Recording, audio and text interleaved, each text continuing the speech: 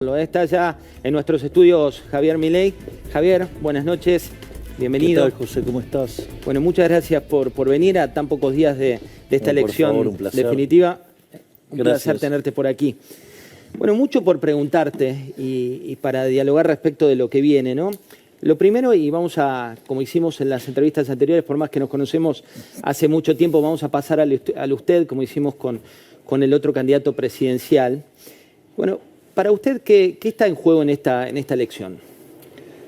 Esto es, te diría, la elección más importante de los últimos 100 años. Es la posibilidad entre elegir la continuidad del modelo decadente que ha hecho que Argentina, de ser el país más rico del mundo, hoy esté debajo de la mitad de la tabla. Un país que tiene más de 40% de pobres, 10% de indigentes, una tasa de inflación que en la punta viene viajando al 300% y que está a las puertas de la peor crisis de su historia. Entonces, claramente pueden elegir por Massa. Massa es la continuidad del modelo de la casta. De hecho, él es el rey de la casta, porque la casta se conforma de los políticos ladrones. ¿Quién más ladrones que el kirchnerismo? Los tiene todos en las listas. Que los escondan los actos no quiere decir que no estén. La casta se conforma de empresarios prebendarios. Él se junta con todos. De hecho, en algunos negocios es socio de ellos. No solo eso, también se constituye de aquellos sindicalistas que entregan a los trabajadores. Están con él. Obviamente que también, digamos, tiene vínculos con los medios. Y naturalmente también tiene el séquito de profesionales que terminan de cerrar este círculo de los que se privilegian y que los que se benefician con este modelo que empobrece a los argentinos de bien. Del otro lado está el cambio.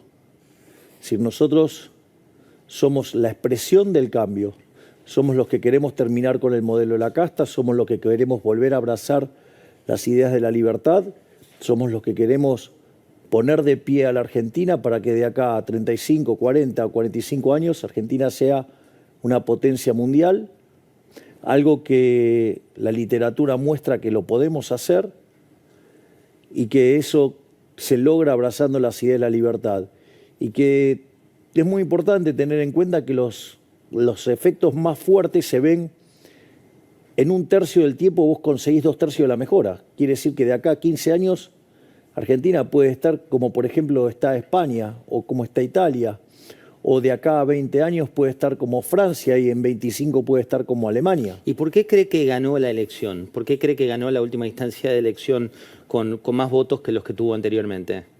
Yo creo que fue muy efectivo el plan Platita.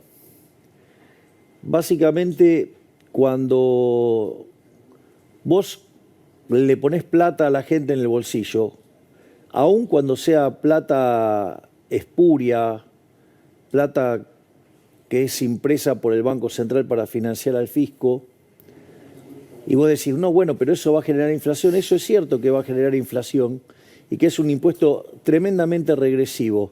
Pero si vos tenías 0 y ahora pasás a tener 93.000 o 100.000, ¿qué te importa que se te licuó? Eso sigue siendo más que nada.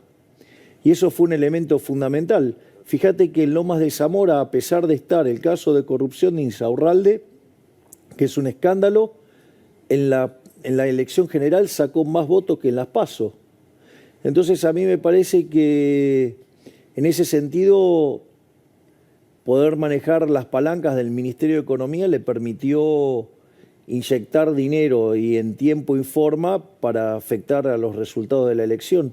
Hubo en los medios de transporte, sobre todo en los trenes, carteles que hablaban en su momento de los dos candidatos de la oposición. Por entonces era Patricia Bullrich y usted, y hablaban de un boleto a 1.100 pesos. Hoy, en declaraciones, aquí en la entrevista que le hizo Luis Majul, volvió a ratificar que con usted el boleto pasaría de 55 a 1.100 pesos. ¿Es correcto? No, eso es falso, es absolutamente falso.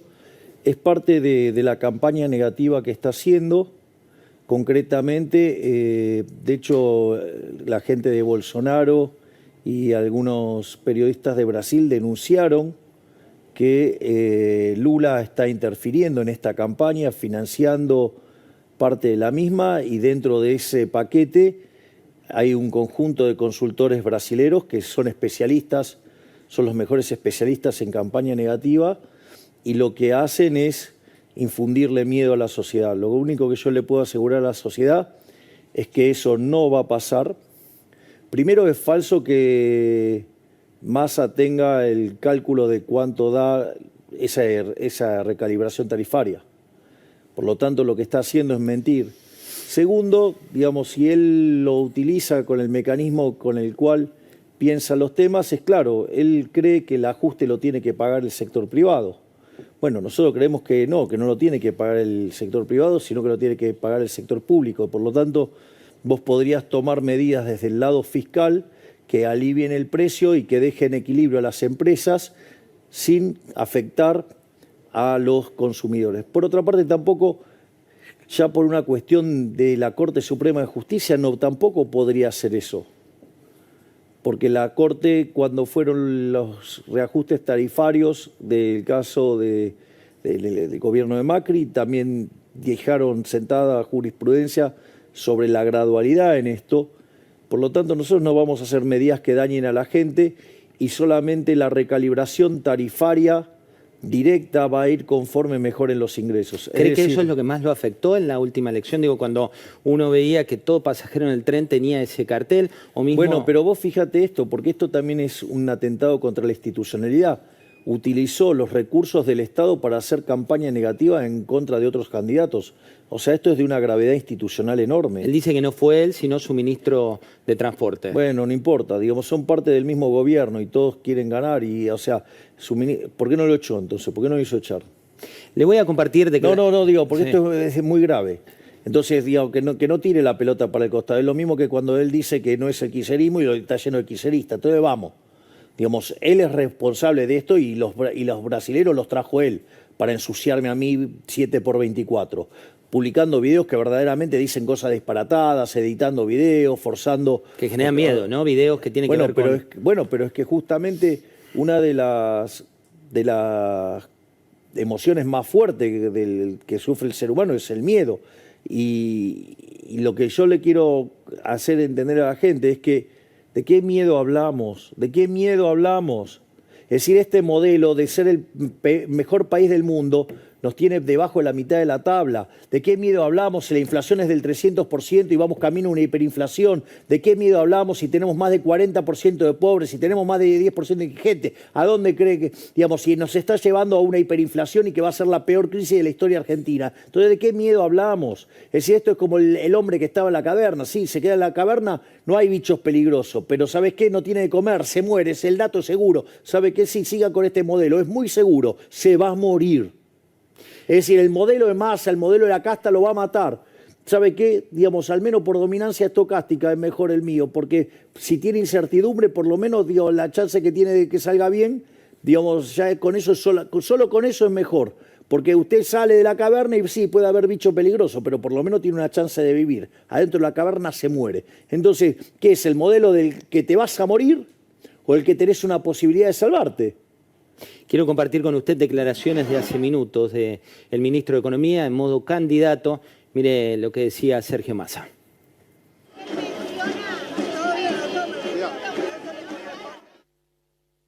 Meses Sí. bajándola Sí. de 7,4 a 4,9 y después vino la sequía.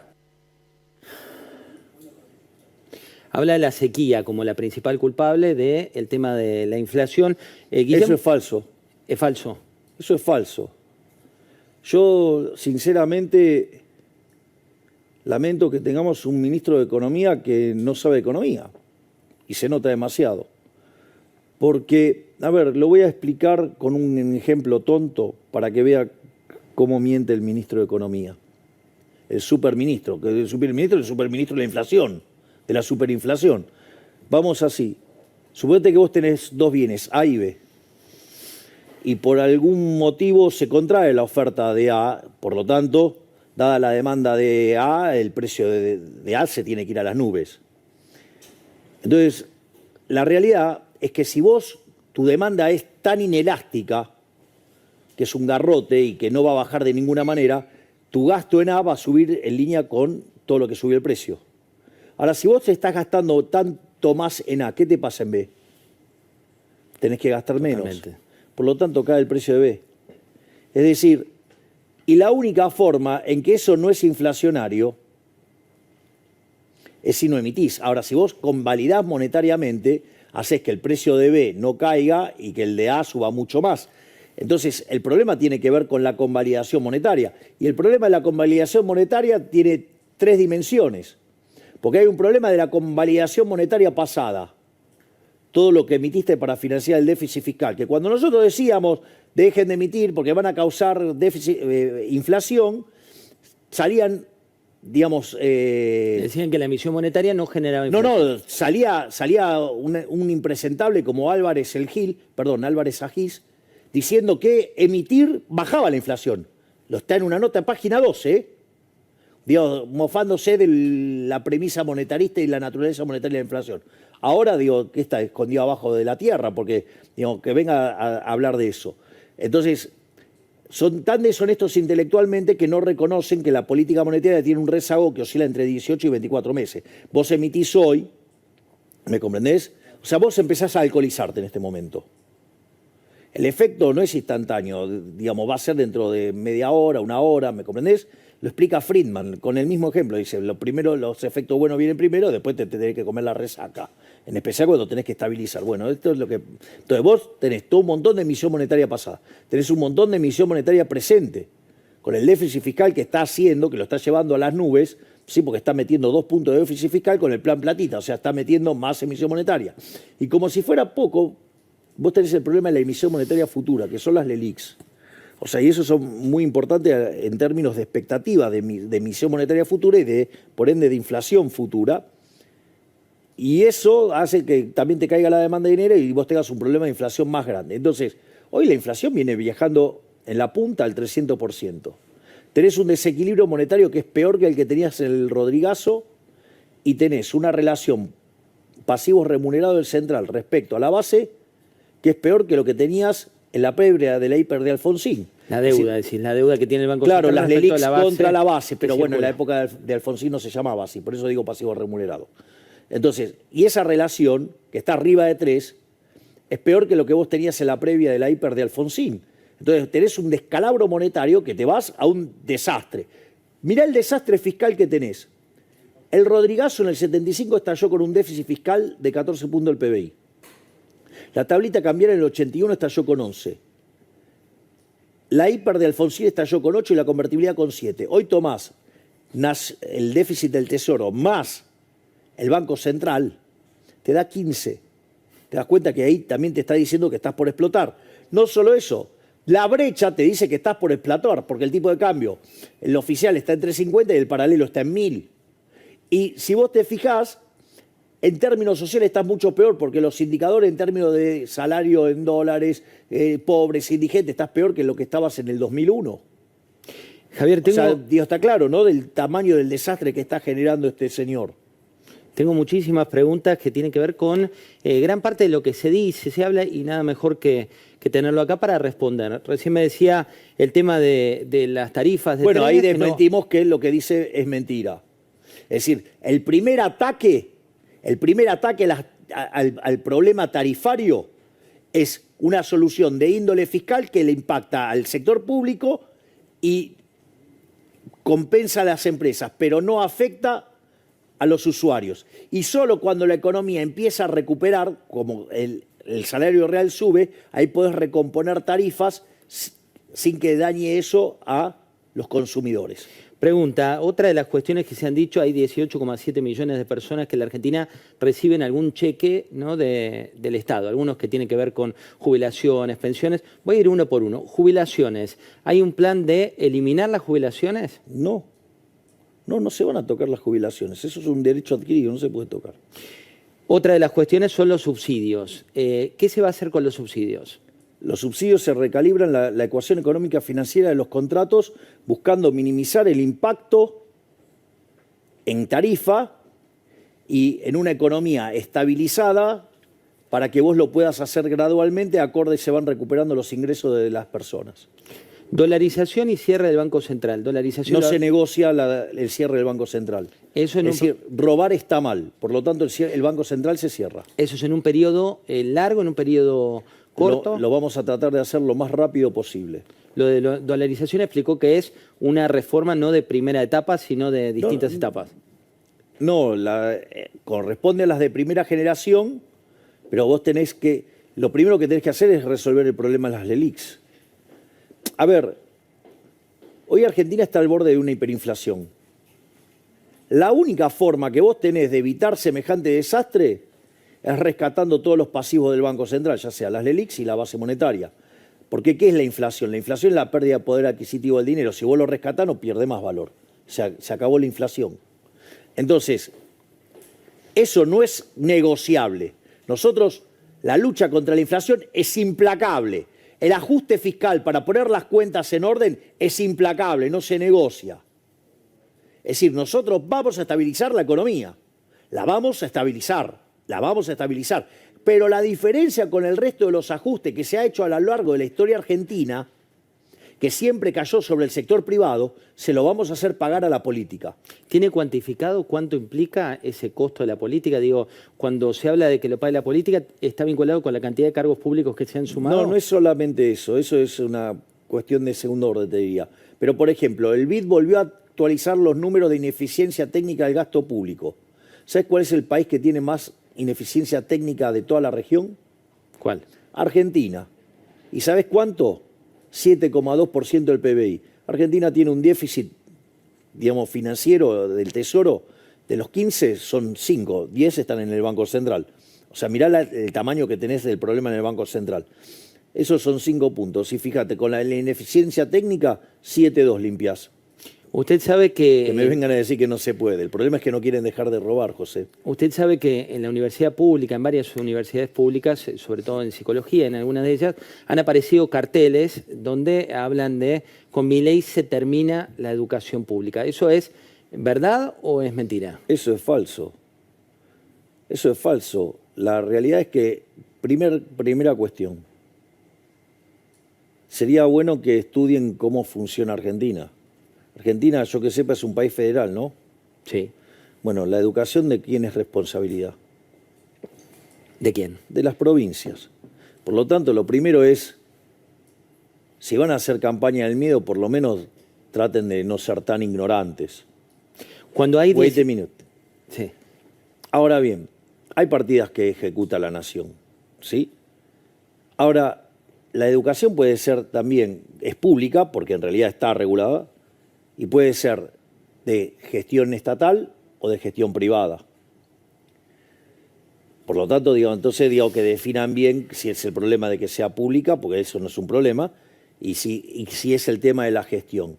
Y una de las cosas de la gestión, una vez que uno depure el sistema y que lo eficientice y demás, como reformas ya de más largo plazo, hay una discusión de... Suponete lo siguiente, porque vos podés pensar el Estado de distintas maneras. Yo, el Estado lo pienso como un problema de seguros. Plantearlo como un problema de seguros te permite, por ejemplo, internalizarlo en un debate a la Rawls versus Nozick o versus Hayek o versus Rand. En ese contexto, si la sociedad decidió que haya educación para todos, es una decisión de la sociedad, eso no se toca.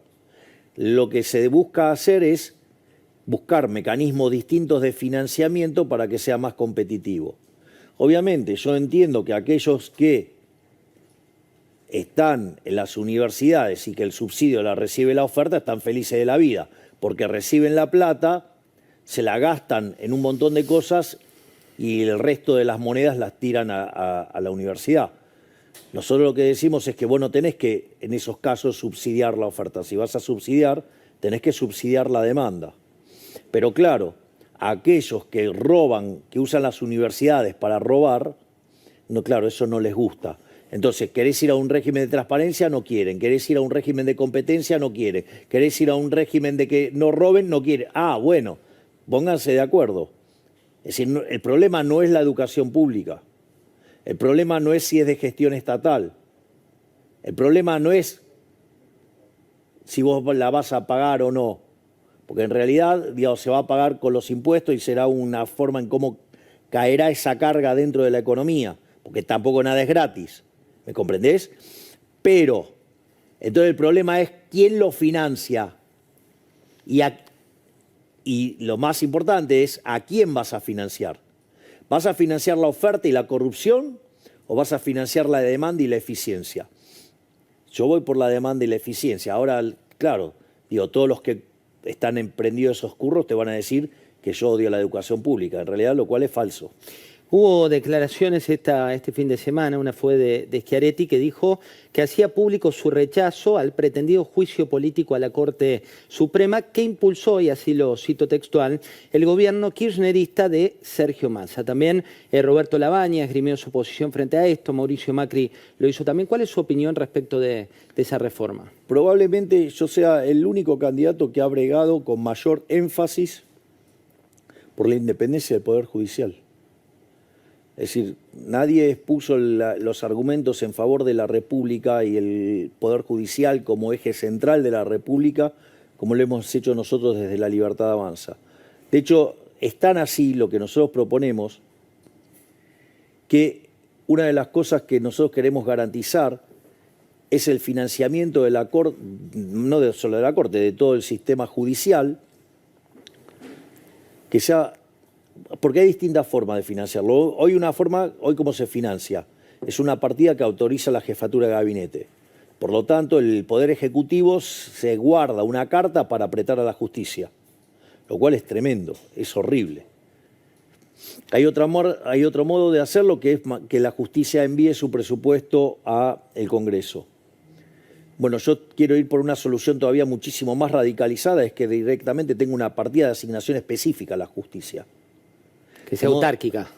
Que sea absolutamente autárquica, independiente y que no dependa de ningún político de nada. Es decir, y eso también implica cambiar el Consejo de la Magistratura para que los nombramientos no estén tan politizados. O sea, es sacarle la política, es decir, darle independencia en materia, por ejemplo, de lo que tiene que ver con el financiamiento. Eso es un elemento muy importante. Es más, nosotros estamos trabajando en la reforma, tiene que estar consensuada, nuestro ministro de Salud, consensuada con la Corte. ¿Para qué? Porque vos, por ejemplo, podés, en algunas instancias podés bajar a 1/3 los gastos de la justicia. Y esto, y todo este conjunto de reformas va a hacer que funcione muchísimo mejor. Porque además tenés que modificar el Código Penal procesal, hay varias cosas que están jugando un rol bastante complicado en el término del funcionamiento de la justicia. Pero qué mejor que jerarquizarla y darle el poder a la justicia para que ella misma se haga las reformas que corresponden para que funcione acorde a los lineamientos de una república sana. En instantes está ya en nuestros estudios Patricia Bullrich, vamos a hablar en un ratito con ella y vamos a preguntarle también cómo está viendo, ¿no?, este país. Quiero compartir con usted declaraciones de Mauricio Macri. Esto tiene que ver con básicamente las conversaciones que han tenido. Por favor, veámoslo. Entonces ahora hay que probar con todas las incertidumbres, ¿está? Porque él nunca tiene la ventaja y desventaja de que nunca gobernó, nunca mintió. Entonces, está todo por verse. Y él en la reunión que tuvo con nosotros dijo que estaba abierto a escuchar, a recibir colaboración, a todo lo que sea. Así que por ahora lo que tenemos es un apoyo de nuestra parte unilateral para que realmente la Argentina tenga la posibilidad de un cambio y se recupere una esperanza. Y después veremos de qué manera se ayuda.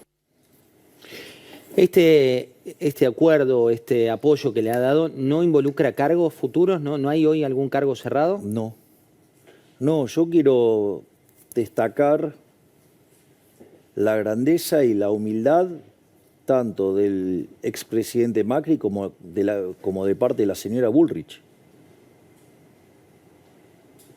Ellos han propuesto un apoyo incondicional. A mí hay muchos elementos muy positivos. O sea, nosotros cuando escuchamos el discurso de la señora Bullrich el domingo 22, nosotros tomamos nota y nosotros evidentemente hicimos un discurso donde claramente en fútbol se diría, la devolvimos redonda. Y eso permitió que se articulara una reconciliación, digamos, y a partir de ahí empezar a mirar hacia adelante. Y en eso yo tengo que destacar que ellos me brindaron su apoyo y no me han pedido nada. Han dado una muestra de generosidad y de humildad enorme, diciendo, acá había dos alternativas de cambio. Bueno, se optó por la alternativa que promueve la libertad avanza, y entonces, bajo el lema que tenían Juntos por el Cambio, es o somos el cambio o no somos nada, y la verdad es que decidieron darnos el apoyo, cosa que nosotros también hubiéramos hecho, porque acá, mira, José, hay algo que además a mí me parece muy relevante y, digamos, hay una parte que si vos querés yo te puedo vender el parroquial, o sea, la mía, ¿no? La mía es, nunca en la Argentina una expresión liberal, libertaria, sacó 30%. No existe. Ni siquiera liberal sacó eso. Eso no pasó ni siquiera a nivel mundial, y mucho menos que entre en un balotaje. ¿Ok? Esa es la parroquial, esa es la chiquita, eso se me quedó en lo chiquito, a pesar de lo que implica como logro. Pero hay algo más grande, que cuando vos mirás la expresión del cambio, ya sea un cambio mucho más radicalizado o un cambio con otra velocidad, pero no tibio, con otra velocidad, ¿ok? Vale la pena aclarar, porque es una expresión en la cual tenemos el 90% de acuerdos. Quiero que se quede claro eso, hay un 90% de los puntos que estamos de acuerdo. Bueno, digo, teníamos diferencia, por eso competimos en espacios distintos, con estructuras distintas. Pero dicho esto, ¿qué es lo importante? Pero la dirección es la misma. Y esas expresiones sumadas dan 54%. O sea, vos comprendés que Argentina, el 54% de los argentinos eligieron un cambio hacia la idea de la libertad, a mayor o menor velocidad, pero hacia la libertad.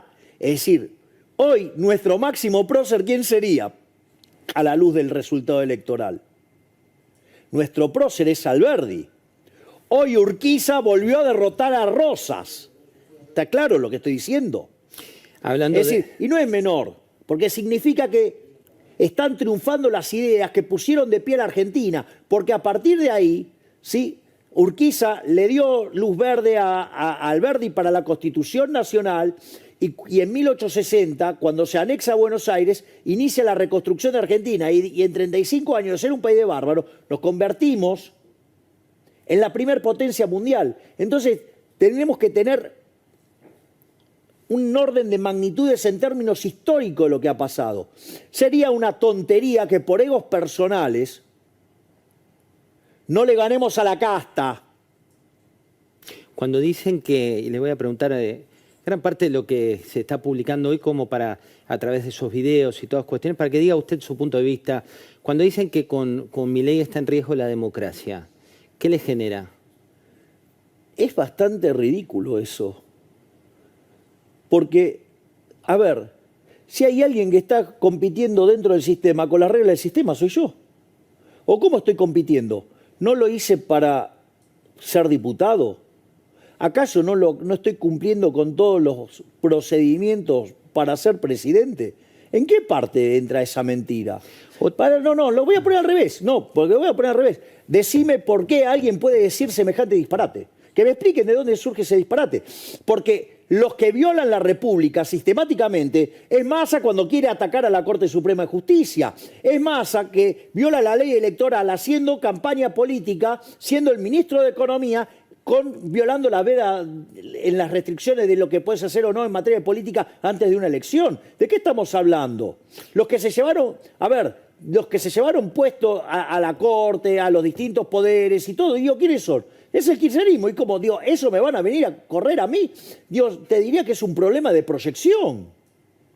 Quiero compartir con usted, hablaba de Massa, quiero compartir con usted palabras del candidato también a presidente por Unión por la Patria, recién aquí por la pantalla de La Nación Más. Veámoslo. A mí, ¿sabes qué me interesa? Por ejemplo, si vos pondrías las manos en el fuego por la inocencia de Cristina en la causa en la que ya fue condenada, Vialidad Nacional, ¿las ponés? Yo Sí, no vos, tengo, Massa. yo no tengo la responsabilidad de poner las manos en el fuego por nadie. No las pongo por nadie. ¿Sí? ¿Te queda claro? Ahora, ¿Crees que es también inocente? creo, ¿Crees que es inocente creo, en esta causa? la define la justicia. Eso te iba a decir. Tampoco creo en los que se arrogan, ¿sí?, la facultad de un juez de decir cometió un delito antes de tiempo, usando de alguna manera el poder de influencia que pueden tener desde un medio o desde una banca. ¿Usted cree que es un modelo distinto el que tiene él, por más que Máximo Kirchner haya sido electo? No, no tiene un modelo distinto, es el mismo. Él es el modelo de la casta. Te lo describí cuando arranqué. ¿Cómo defino yo la casta? Con los políticos corruptos está rodeado de kirchneristas. Que los esconda no quiere decir que no los tenga. Con empresarios prebendarios. Muchos de ellos son amigos de él y no sé si no son socios. Sindicalistas que entregan a los trabajadores. Los tiene todo alrededor a esos. Digo, su impronta y impacto en los medios es innegable, ¿no? Y después el conjunto de profesionales que buscan armar una pátina científica para justificar estas aberraciones. Listo, digo, cartón lleno, las tiene todas. Le voy a mezclar algunas propuestas. O sea, no esperes algo distinto, porque es más de lo mismo. Es decir, vos no puedes esperar un resultado distinto si vas a hacer lo mismo, ¿no? Hubo muchas declaraciones este fin de semana. Ayer fue una de las marchas del orgullo gay a nivel nacional y el matrimonio igualitario como tal tenía ciertas proclamas. Decían, con Milei no va a continuar. ¿Está usted a favor o en contra del matrimonio igualitario? Mira, es un contrato entre partes. ¿Qué tengo que opinar yo? ¿Qué me importa? Digo, vos casate con quien quiera. ¿Cuál es mi problema? Digo, La postura es libertad frente pero a claro, la elección de cada uno. de vuelta. El liberalismo es el respeto irrestricto del proyecto de vida del prójimo basado en el principio de no agresión y en defensa del derecho a la vida, a la libertad y a la propiedad. ¿En qué me agrede a mí que alguien, digamos, del mismo sexo se case? ¿En qué agrede a otra persona? En nada. Nada. Punto uno afuera. ¿Afecta la vida de alguien afuera del contrato?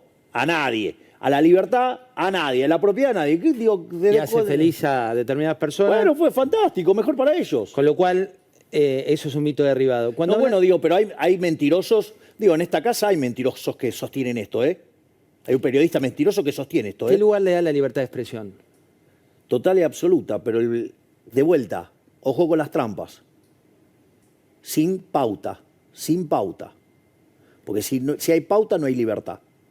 Salud pública como concepto. ¿Qué hay que mejorar? ¿Qué hay que cambiar? También ahí hay, hoy por hoy, usted lo sabe, hay muchos carteles, muchas pancartas. ¿Qué hay que hacer? Pregunta, de vuelta, ¿país federal? Sí. Bueno, entonces, ¿de quién depende la salud? De las provincias. ¿Y la estrategia nacional? Bueno, ahora vamos a la estrategia nacional. Del mismo modo que te hablé de la educación, te hablo de la salud. Cuando una sociedad decide en su conjunto asegurar determinados bienes, llámese la seguridad, llámese la justicia, llámese la salud, llámese la educación, vos tenés que encontrar la forma de prestar ese servicio de la mejor manera. Sí, pero es un seguro. ¿Cuál es el problema en Argentina? Que la prima es enorme, o sea, te cobran impuestos enormes para darte el servicio, y cuando aparece siniestro, es un desastre. El mejor ejemplo fue la pandemia.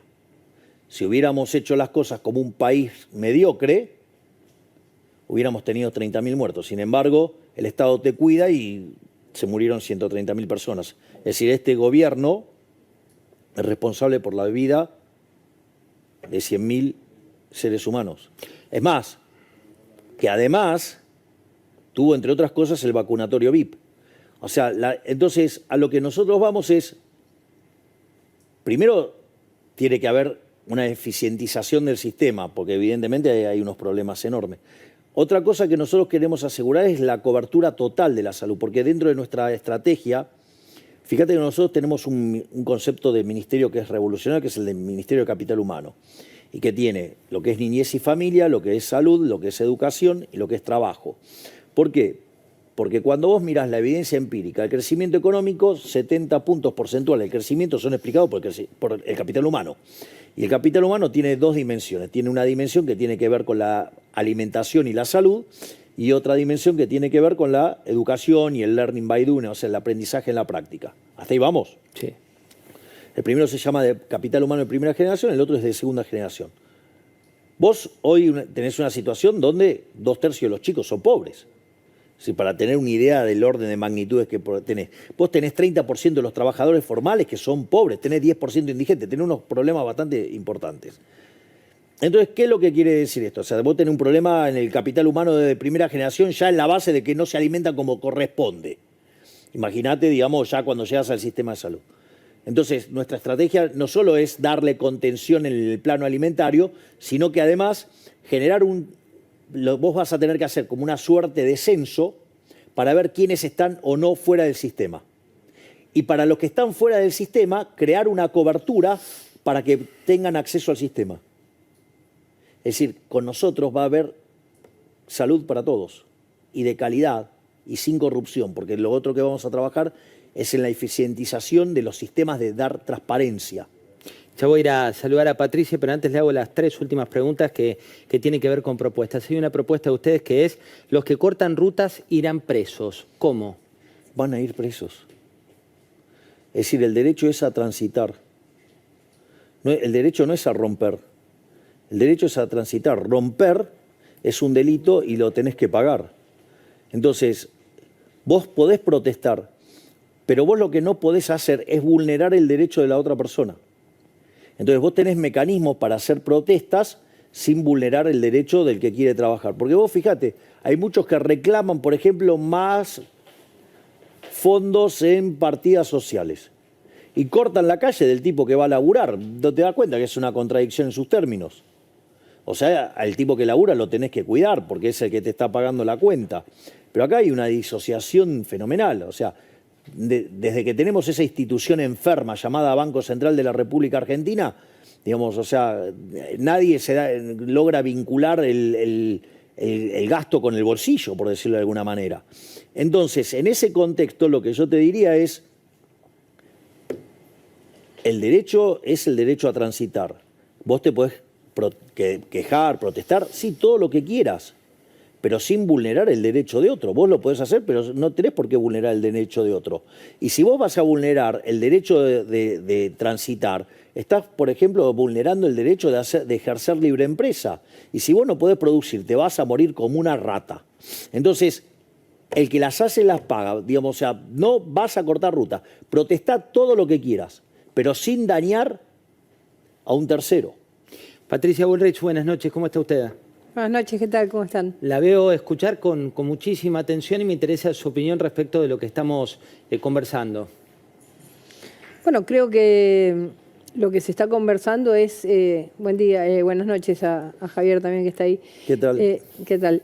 Lo que se está conversando es la construcción de un cambio en la Argentina. Cuando uno mira a la Argentina, la descripción que está haciendo Milei en este momento, cuando uno mira a la Argentina y ve que la Argentina tiene uno de los gastos más altos de América Latina en salud y uno de los gastos más altos de América Latina en educación, y ve los resultados, lo que ve es que hay una disociación total entre lo que se invierte y los resultados que se logran. Los resultados en educación en la Argentina, mirando las comparaciones en los exámenes que se realizan, Argentina ha bajado prácticamente a los últimos puestos de América Latina, y Chile está en el primer puesto teniendo un gasto per cápita menor que el que tiene la Argentina. Entonces, la eficiencia de la educación, la eficiencia de la salud, tiene que ver con sacar del medio todas las corporaciones y las mafias que se han metido y que manejan la salud y manejan la educación, de tal manera que la educación y la salud no llegan a la gente, se quedan digamos, en las estructuras. Las estructuras son más caras y a la gente no le llega la salud.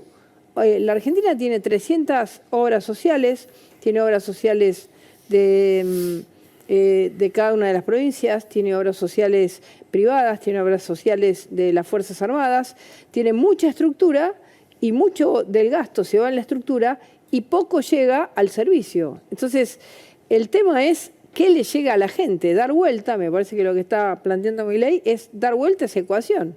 La ecuación es el dinero para la gente y no para las burocracias. Patricia, estoy viendo ahí a pantalla repartida dos que fueron acérrimos opositores, digo, durante la contienda anterior, la contienda de la elección. Primero me gustaría que nos cuente un poco cómo fue ese duelo, ¿no? Porque usted aspiraba a ser presidenta e imagino que en ese contexto el día después uno hace su balance. ¿Cómo fue ese duelo y cómo se planta hoy respecto de lo que viene? Bueno, en primer lugar, a ver, nosotros no fuimos acérrimos opositores. Tuvimos un buen diálogo y en un momento de la campaña hubo un desencuentro que creo que tuvo que ver más con la campaña que con otra cosa, no con las ideas, porque justamente habíamos coincidido mucho en las ideas y yo gané unas internas, unas PASO dentro de Juntos por el Cambio, justamente planteando un cambio mucho más radical que el que otra parte de Juntos por el Cambio quería. Y me impuse en ese sentido, me impuse con esas ideas. Entonces, bueno, de golpe, bueno, hubo un desencuentro que ya lo hemos arreglado. Creo que es de buena gente poder decir, bueno, ¿qué es lo importante? Lo importante es el país. Nosotros perdimos, no logramos llegar al balotaje. Javier llegó al balotaje.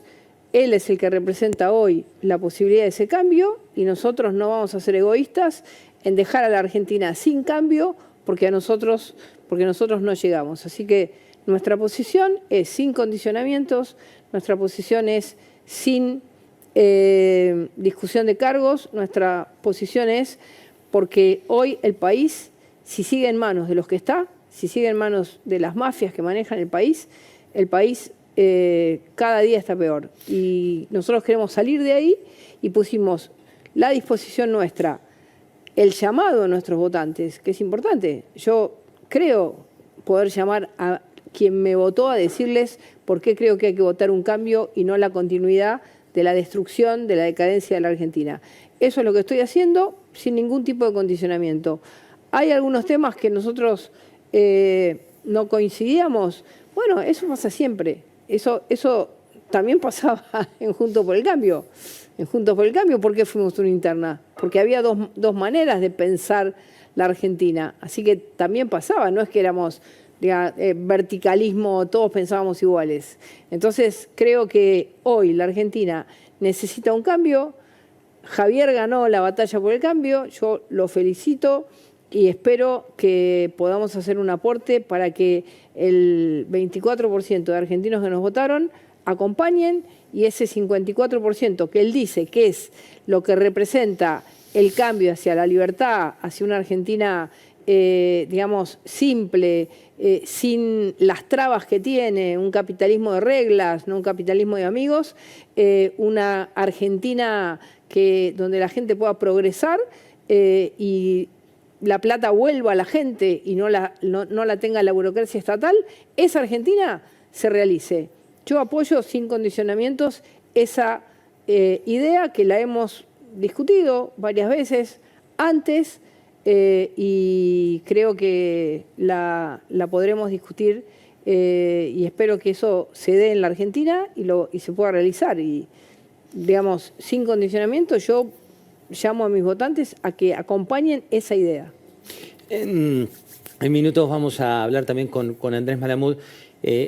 ¿Puedo hacer? Sí, por favor. De hecho, en algún momento nosotros hemos hablado la posibilidad de armar una estructura conjunta y que era una interna y el que ganaba gobernaba y el que perdía acompañaba.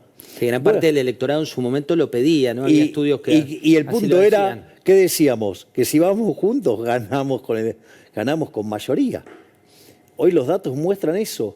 Por eso a mí me parece tan valioso la actitud de la señora Bullrich y del presidente Macri, de decir, bueno, ok, es como que se hubiera resuelto la interna, se optó por la opción de cambio que propone La Libertad Avanza. Bueno, vamos por este cambio. Y a mí eso me parece sumamente positivo porque además tiene un potencial de crecimiento, de generar las bases de la nueva Argentina que es fenomenal, fenomenal.